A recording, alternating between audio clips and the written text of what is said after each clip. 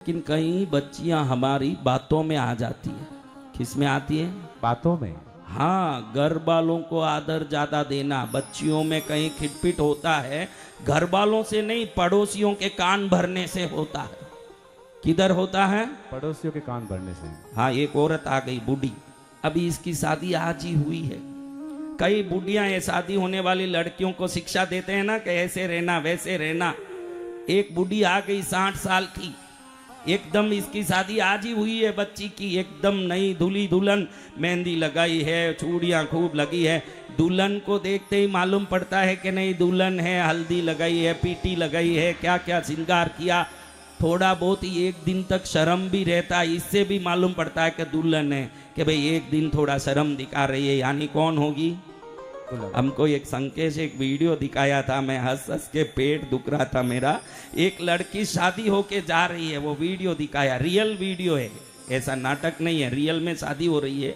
शादी होके लड़की जा रही है, माँ बाप बिलक बिलक के रो रहे हैं जोर जोर से, मेरी बेटी जा, बेटी हाय हाय हाय हाय जा रही हूँ कर रही। हे राम, इनको पैदा करने से एक पत्थर को पैदा करते तो कोई मसाला पीसने काम आता, कोई मसाला पीसने का एक मसाला पीसने के लिए लाभ होता। हाय हाय हाय हाय जा रही है जैसे कोई अमेरिका में घूमने जा रही हो। अरे माँ बाप को छोड़ के जा रही है, जिसने इतने दिन तक तुझे पाला पोसा बड़ा किया सब किया, उनके आंसू से तेरा आंसू भारी हो, समझना कि इसको जन्म देना सार्थक हो गया। जय जय गुरुदेव। फिर तो वहां जाके अपने काम में लगना है, लेकिन बिछुड़ने की दुख नहीं हो तो वो क्या माँ बाप का आदर है? देखिए, हाँ है आदर।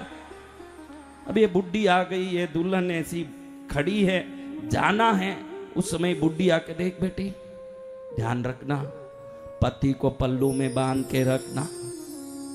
ये वो ऐसे ही समझदार नहीं है, पूछी के पल्लू में बांधूंगी तो ऑफिस कैसे जाएंगे, वो खरीदी करने कैसे जाएंगे, शॉपिंग कैसे जाएंगे। अरे ऐसे पल्लू में बांधना, उसका अर्थ वो नहीं है। उसका अर्थ है कि हम जो बोले वैसा करता रहे आदमी। तू बोले कि रात है तो वो दिन में भी तुरंत मान लें कि रात है। हाँ, ऐसे फिर उसको बता देना कि ऑफिस में किसी से बातचीत हंसी खुशी कुछ की तो उसका खैर नहीं होगा, आज ही रात में समझा देना। और जो भी पगार आएगा, पूरा पगार तेरे हाथ में ही आएगा, एक पैसा भी इधर उधर नहीं गा। तू हो के जो देगी उसी से काम चलाना, पति को इतने कंट्रोल में रखना। जो तू बना के देगी नहीं देगी उसी को खाना। आज ही सब बात कर लेना व्यवस्थित, क्योंकि कल का दिन तेरे हाथ में नहीं है। आज के दिन तूने उसको सही कर लिया तो जिंदगी भर सही होगा। घोड़े को लगाम लगाना ही पड़ता है बेटी, अगर लगाम नहीं लगाया कल घोड़ा इधर उधर हुआ तू दुखी होगी, ध्यान रखना। ये उच्चारी के अभी तो आएगा पति, बात करेगा, उससे इतनी बात कर पाऊंगी कि पैसा भी पूरा देना, कहीं भी जाना नहीं, ऑफिस में किसी से बात नहीं करना, किसी से हंसना नहीं, और मेरे कहे हुए करना, मेरे दिए हुए खाना। इतना कैसे बोल पाऊंगे? ऐसे सोच के बूढ़ी को पूछती है, माई आपने ये सब बोला? तो बूढ़ी बोलती है, मैंने सब बोला तभी तो तुझे सिखा रही हूँ।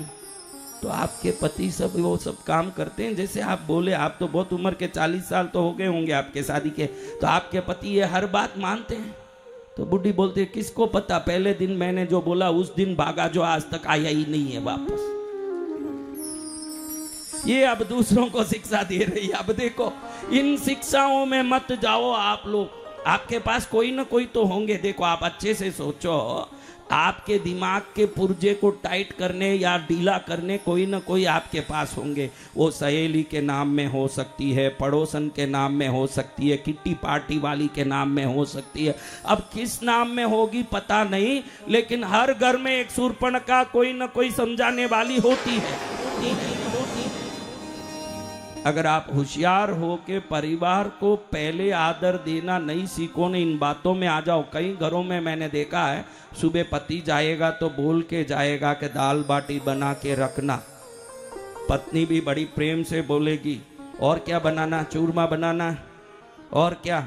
अचार भी चाहिए कि मूंग का दाल चाहिए कि तुअर की दाल चाहिए, सब पूछ के अच्छी श्रद्धा से सब बात करी होगी। लेकिन शाम में वो वापस आवे, इतने में कोई ना कोई तो इसके पुर्जे को क्या कर चुका है, क्या कर चुका है। अब वो आ रहा है कि दाल बाटी बनी होगी, चूरमा बना होगा, उधर देखे तो रसोई में कहीं दूर दूर तक बारिश आने के भी आसार नहीं दिख रहे हैं, यानी कुछ नहीं बना। अभी आके बोलता क्या हुआ दाल बाटी का, ये खुद ही दाल की तरह उपनी हुई है एकदम, क्योंकि पड़ोसी के कान भरने में आ गई। एकदम बोले के क्या दाल बाटी, 24 घंटे नौकरानी हूं। देखो पड़ोसी माला ने आज दोपहर में ही बोला कि उसका पति उसको लेके कोडाईकनाल घूमने जा रहा है, जिंदगी भर तुम्हारी नौकरानी हूं जो रसोई करती बैठी रहूंगी। दाल बाटी नहीं न चूरमा नहीं, जो सुबह का पड़ा वो खा लो, मेरा दिल काम नहीं कर रहा, खा लो मेरा दिल काम नहीं कर रहा। होता है कि नहीं देखो। हाँ, हम हमारे घर का देखें, हम हमारे व्यवहार को देखें, हम हमारे जीवन को जिए। मैंने ऐसे भी लोगों को देखा है जो होशियार भी हैं, ऐसा नहीं कि सब ऐसे करते हैं। मैंने एक घर में देखा 3 पीढ़ी की औरतें उस घर में रहती है। कितनी पीढ़ी?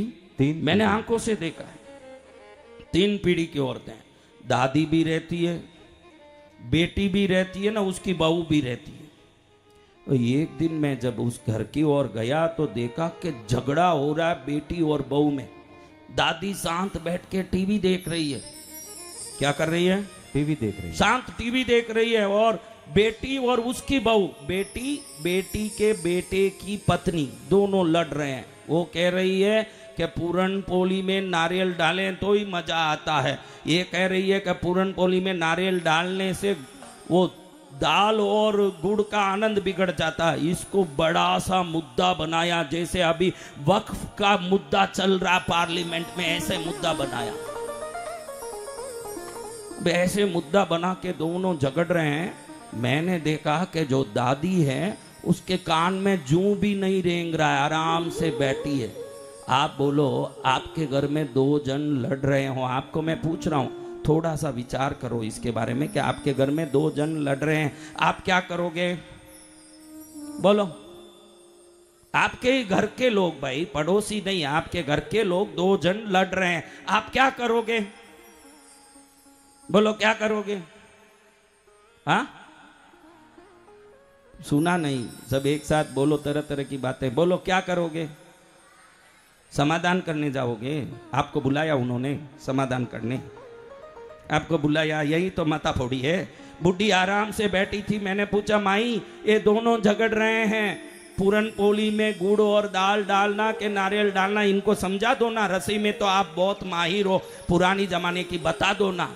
वो मेरे को बोलती है स्वामी जी पूरन पोली गई बाढ़ में, मेरे ऊपर आ गया ये मामला, तो मैं भी इनके साथ मिलके फिर यूं एक साथ महाभारत का युद्ध चालू होगा। इन दोनों ने मुझे पूछा क्या, वो आपस में लड़ रहे हैं तो मुझे क्या लेना देना, दोनों बराबर मुझे रोटी डाल रही है, मुझे संभाल रही है, ये काफी नहीं है क्या? इनका झगड़ा इनको करने दो, मेरे को शांति से मरते दम तक इस घर में रहना है, तो मुंह बंद करके रहने में ही खेर है।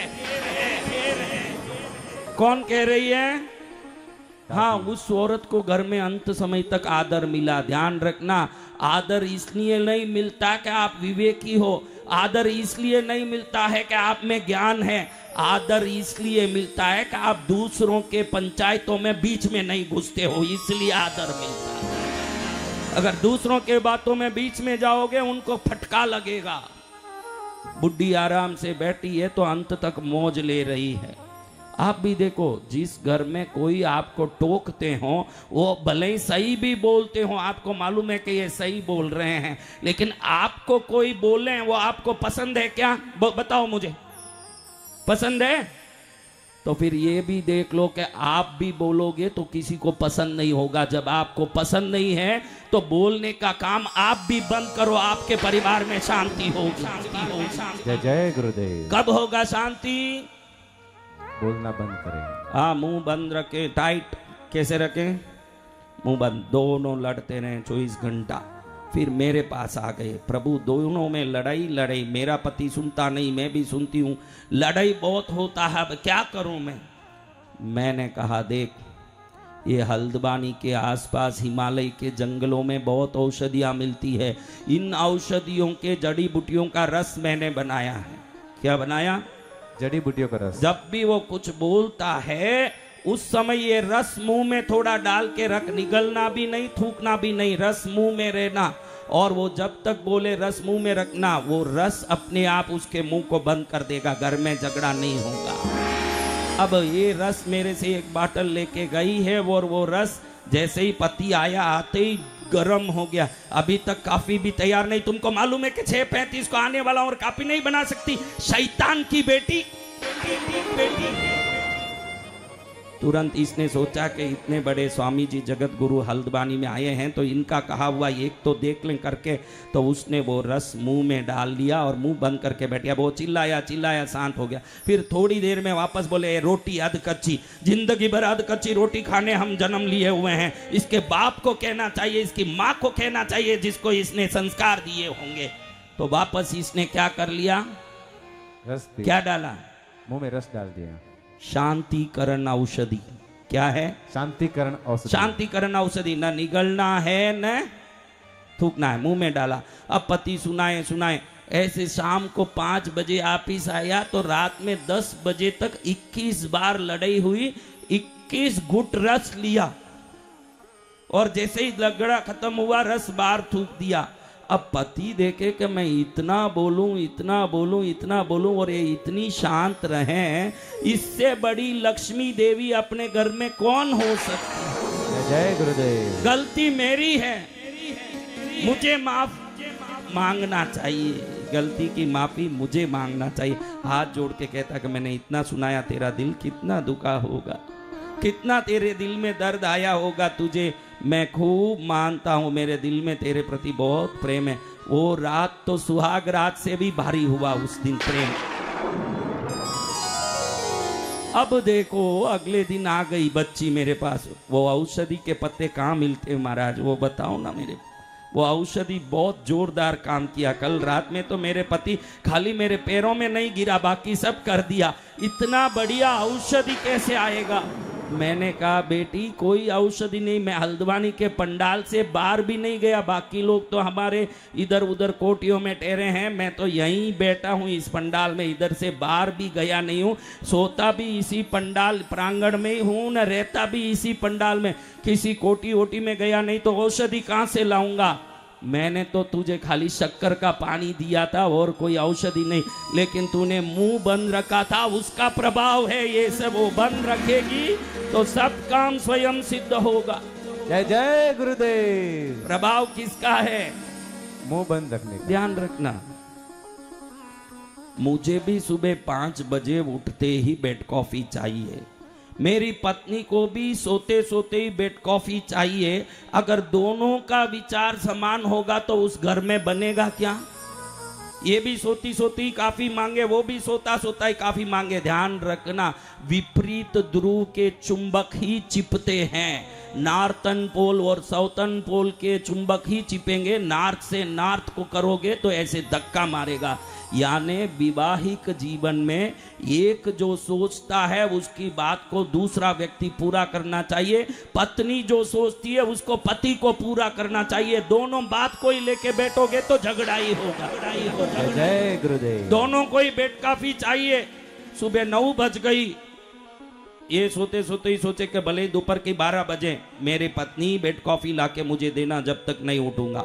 पत्नी सोई है, अभी पेशाब लग रही है, टट्टी लग रही है, तो भी उठ नहीं रही है। सोचे कि पति कॉफी लाके दें तो ही मैं उठूंगी। अब ऐसे सोते ही रहें तो घर कैसे चले महाराज?